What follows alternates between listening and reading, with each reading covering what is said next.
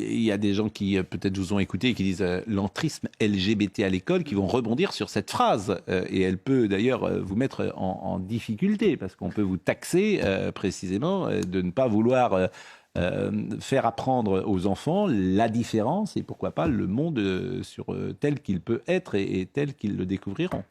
Non, parce que je crois qu'il ne faut pas être naïf. Il y a une différence entre le fait qu'un individu fasse le choix de changer de sexe, voilà, et que bien évidemment on dise à nos enfants, bah, t'as pas à le juger, chacun fait ce qu'il veut, voilà.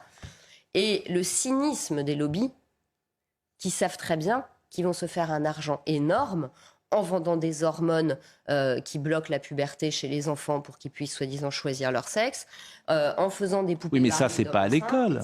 Ça vient pas à l'école, ça. On vous explique que la priorité dans les circulaires va être de sensibiliser les primaires à la transsexualité au nom de la tolérance. C'est pas la priorité de l'école, quoi. J'imagine pas qu'il y ait une circulaire.